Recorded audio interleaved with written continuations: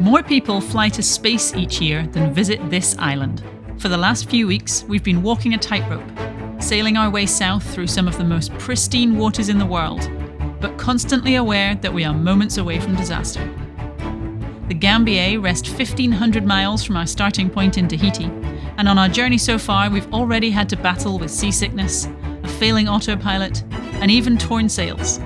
But that hasn't stopped us on our quest to sail to one of the most remote corners in the South Pacific.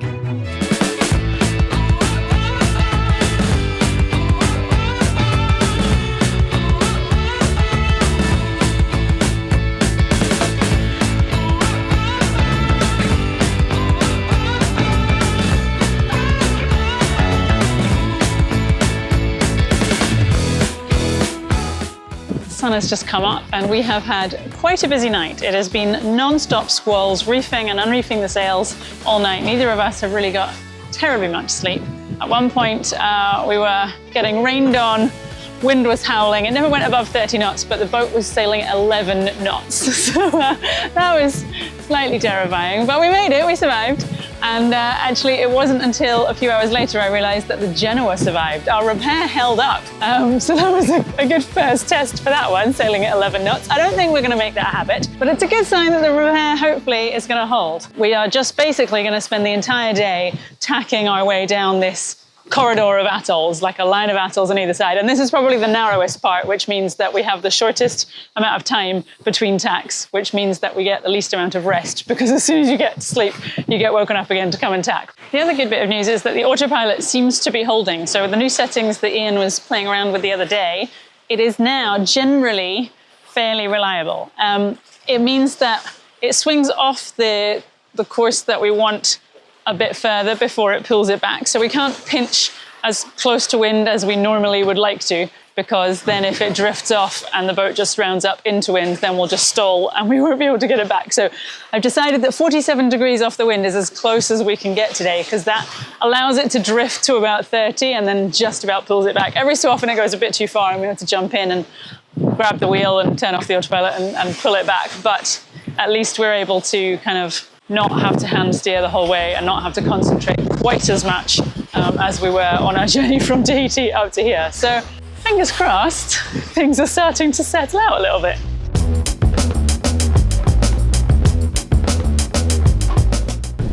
So funny, because we've been sailing for like 3 days just across open ocean where you can see absolutely nothing at all, and suddenly we have got atolls on either side of us, and every 4 hours or so we're having to tack so that we don't hit land. But I think we are just going to be able to pinch our way past this one so we don't have to put in an extra turn. We're going to make it. It just says restricted areas, so that's good. Oh, fun! We've gone from like 1,000 meters deep to 400 meters deep as the shelf of this atoll kicks in, because these are like old mountain ranges that have fallen apart. So this is like a cliff face. Yeah. Or a mountainside, I suppose. But yeah, so it's like half the depth it was, but we're not going to hit the dry parts. That's good. That's always our goal. So I think what we'll do is, we can't see it yet, but this atoll here, which stretches way back that way, this is its corner at the end. This is the bottom of it. And then there's a sort of channel and another atoll just over there. And so I reckon, having looked at the weather, we should pull over there for the night, maybe even a couple of days, because the wind has been dying throughout the course of the day.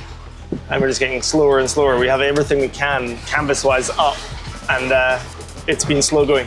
Yeah, we hadn't really decided where we were going to stop, because ultimately we're just trying to get as far as we can down towards the Gambier. But with the weather stopping, we were just looking at what options we have, and up ahead is quite a good one because you can't actually get into the lagoon. So the pass isn't really a pass, but there are a few mooring balls. And so as long as there's space, we can arrive at any time. We don't have to think about low tide and high tide, and we'll probably get there in the dark, but that'll be fine. It's not too dangerous, and it'll be a nice little rest for a few days until the wind comes back, and then we can just keep charging on. The sun is almost setting. We have dropped the sails and we're just motoring the last little bit into the mooring field, into the little bay that's here. I don't think we're quite going to get there before dark, but we won't miss it by too much. It's really strange, like, heading in here, because normally when we go somewhere, we would choose our destination that we're excited to explore, and we would sail there, and then we would explore. But to get to the Gambier, we're not just doing 2 weeks of open ocean passaging like we normally would. We're going through all these atolls and islands, and so we can stop off along the way. So every time the wind dies or we rip our sail, we don't have to deal with that bobbing around out at sea, and we've actually got somewhere we can pull over for a day or two. And it's not normally how we cruise at all, having these little rests and breaks. I can't quite decide if I like it. I think most people probably do cruise like this, where they stop off along the way and take rests. There's definitely like pros to it. I'm looking forward to being able to cook dinner slightly more easily tonight. Looking forward to a good rest. And I suppose tomorrow we get to swim with sharks. I mean, I do have one aspect that I'd like to say we like more, because you said when you want to stop for, say, ripped sails, let's not do more of those. Let's just have working sails.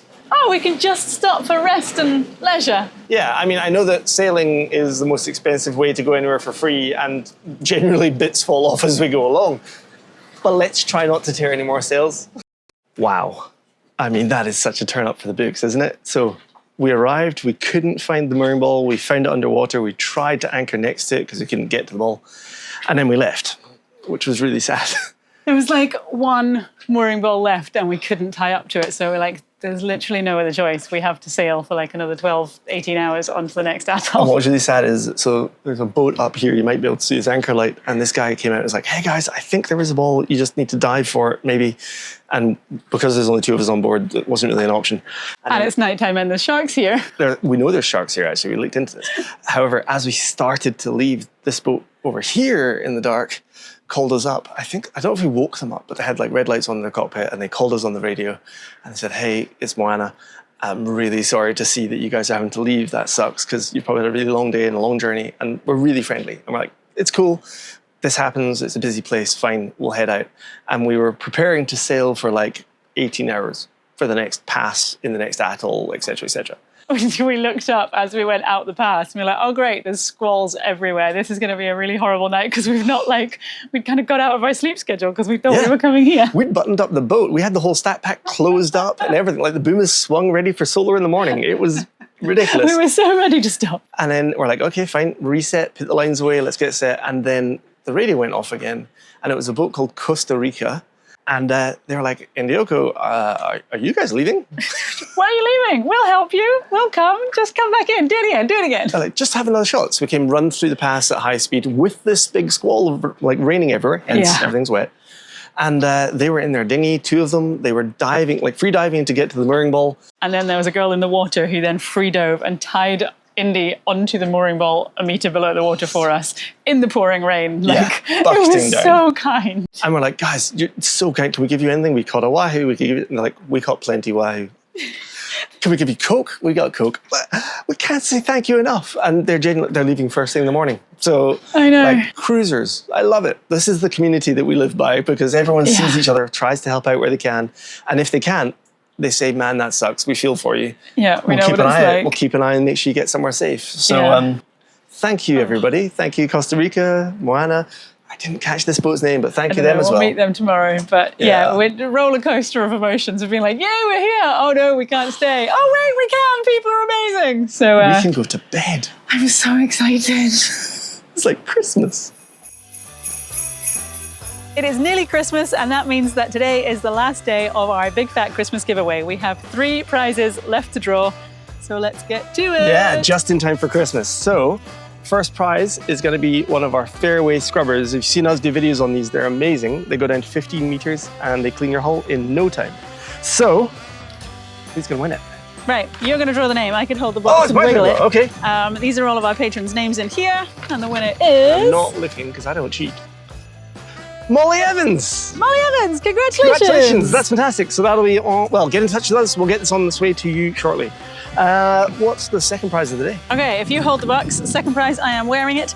This is the El Camino travel bracelet. They were actually featured in The Guardian, which is a UK newspaper for like top Christmas list of travel gifts. Please note you're not getting this one because this is yours. Yes, you will get a voucher to get your own, so you can store all of your travel memories from all the places you've been. I love it. All right. Okay, shiggling, not peeking. And the winner is... I've got just one? Why do you always pick up 2? That's one. The winner is... There we go. SV Coonamarra. Hey, nice Greg one. and Jen, awesome.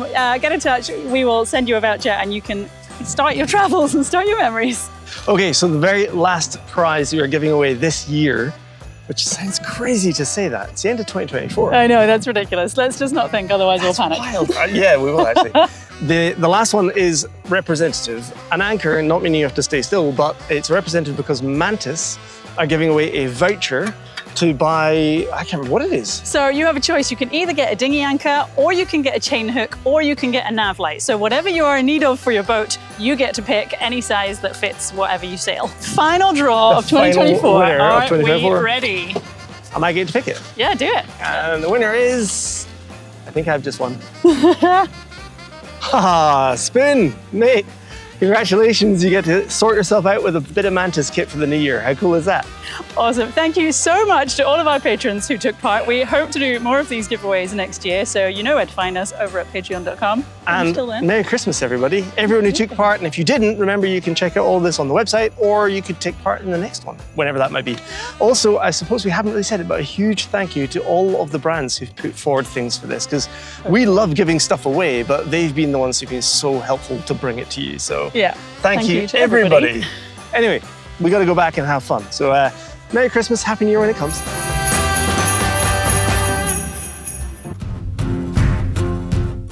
We've had a really relaxing couple of days here. It is so calm in this bay. And we have met up with a few friends that we haven't seen in months, so that has been really nice. Last night we all headed to the beach, had a big beach fire, barbecue, ate under the stars. And now there is a little bit of a weather window, so we're gonna get moving again, set sail and head a little bit further southeast. So we came out the pass and headed north, and we've just made our turn. So now we're heading southeast, kind of down the string of atolls. And it's kind of weird because today we don't know where we're headed. We basically have 2 days, 2.5 days until a storm is going to roll in. So we would like to be stopped somewhere by the time that arrives, but we don't really mind where. We just want to get as far as possible. So we've got a couple of options the further down we get, and we'll just see how far can we go. Our tack angles are not great right now. I think there's quite a strong current running up between these. So that is definitely going to take a bit more time than we would like. But the wind's pretty light just now, but they should pick up this evening. So yeah, we'll just see how far we get.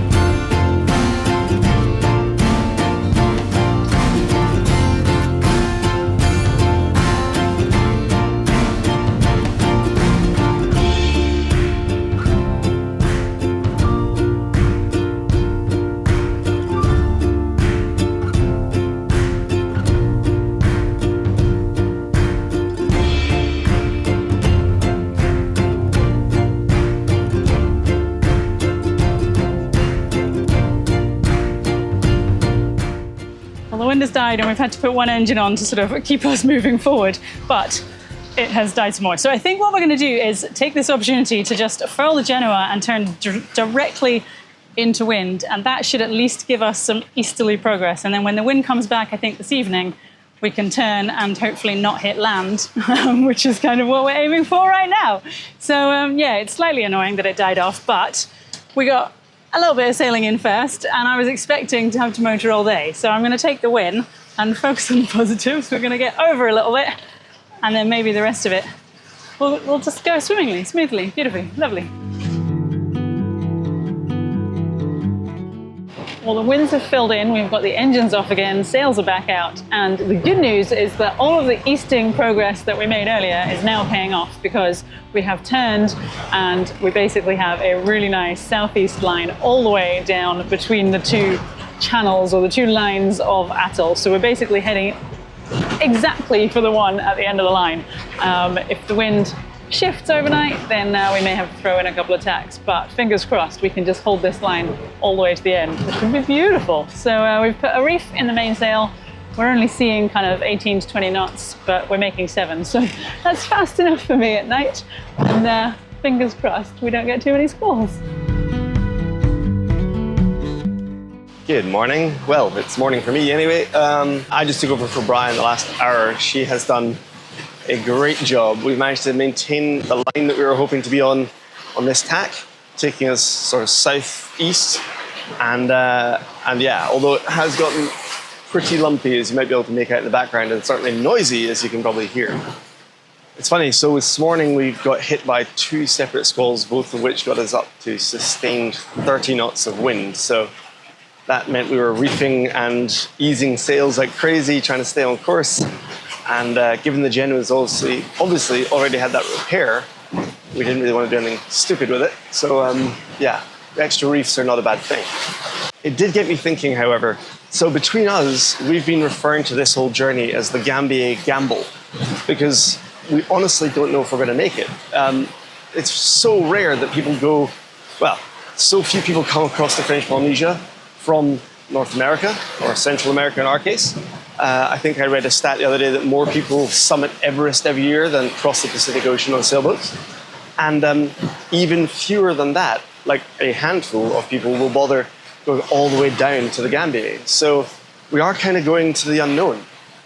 And having seen the conditions you have to battle through, I'm starting to understand why. When you think about it, we've lost the Genoa, we've got a temperamental autopilot, our trampolines are taking an absolute pounding. The motor that runs the helm when we turn on the autopilot, that appears to be, I wouldn't say failing, but certainly very tired. And just overall, the boat is just creaking and stressing under the waves and the action of smashing into them and belly flopping. To be honest, it makes me wonder if we're going to make it. This isn't submission, not by a long shot. We're going to push on. But just a caveat. I figured it was important to say something. We're going to do our best to get there. And you know, as it goes, I reckon we'll probably do another night like this, maybe. And then we'll pull over and just check everything's in one piece, because that's kind of becoming our routine, it seems. And if all is well, I reckon we could probably do it probably 2 more hops, and I'll explain that later as to how they break down, because we have looked ahead and worked out what we would need to do. For now, as things are getting a little bit more rowdy, I'm going to put the camera down and I'm just going to check that we haven't lost a reef or a mainsail.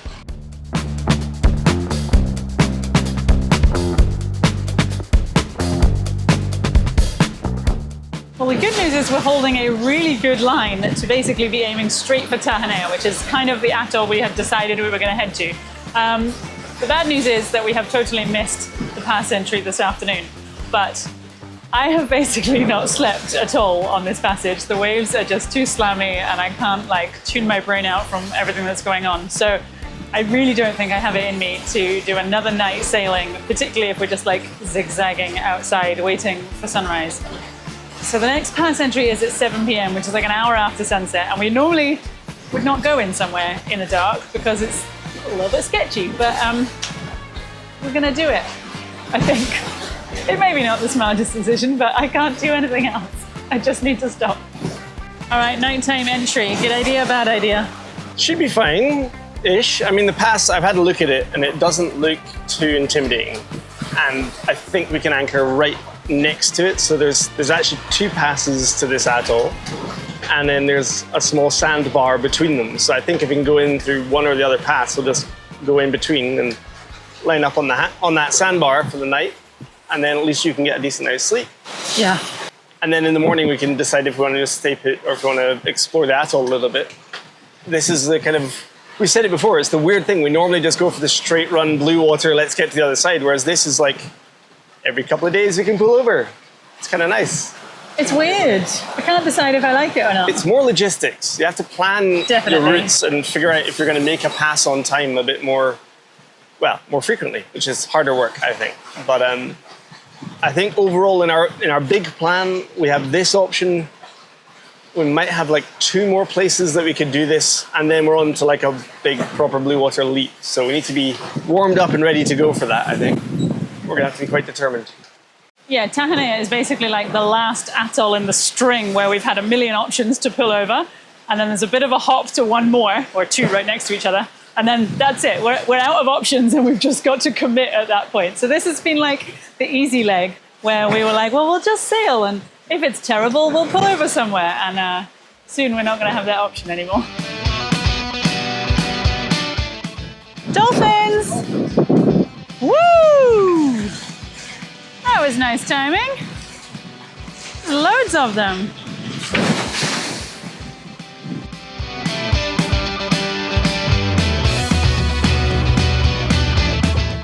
So we've been trying out a new 360 camera, and I took ages to put it together. And I also wasn't able to get it to kind of stay in front of the boat the way we usually do. So I'm not sure if Dolphin Cam works this time or not. But if it did, we'll drop the clips in slow-mo somewhere here or just a second ago. I don't know. If it didn't work, it'll just be a bunch of bubbles. I think that is one of my favorite things about sailing, is like, it just throws everything at you. So I was just like complaining that I was tired and our autopilot is not being terribly friendly, and we're about to have to do something a bit stupid and go through a pass in the dark. And then like 30 dolphins show up to play. Kind of changes your mood around a little bit. All right, we can see the atoll that we are planning to spend a couple of days in. We're probably gonna have to drop the sails in a second. Slight challenge. Our tack angle, whilst very good, given we've been sailing for, what, 24 hours or something on one line. Very, very good. We got close to where we wanted to be, but not quite in line with the entrance. Which means we have to try and, well, we could tack and try and work our way across the atoll until we got to the entrance. However, the time that we need to get to the entrance for is 7 p.m. And we've basically worked out that if we drop the sails now and motor dead into this current and this wind and waves, then we should just get there if we can maintain 5 knots boat speed. I don't think we have enough time to tack our way over there and still make it in time for 7 p.m, which is also going to be dark. So a few things to come together to make this work. Otherwise, we have to put the sails back up and basically sail in circles for 16 hours. So I think with both engines at 2000 RPM, we may make it just in time. On the plus side, we've got a nice little squall to wash all the salt water off Indy, because we've had quite a few waves come right over the top of us. And here the rain is starting right on cue.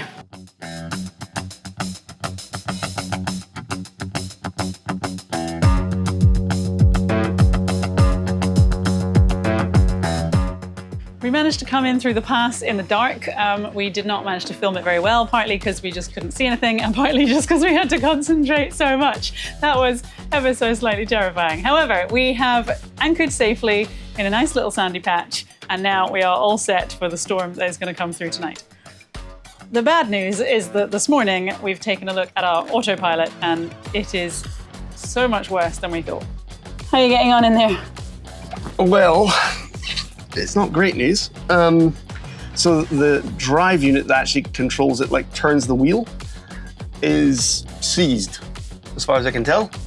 It's not completely seized, but it's like super grindy and heavy, and like it's not turning the wheel when we engage it. And when it's disengaged, it's, I don't know, I'm just not satisfied.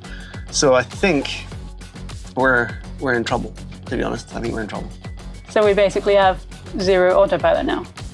Yeah, we're hand steering and the autopilot is dead. Without an autopilot, I don't know that we can even make it to the Gambier now.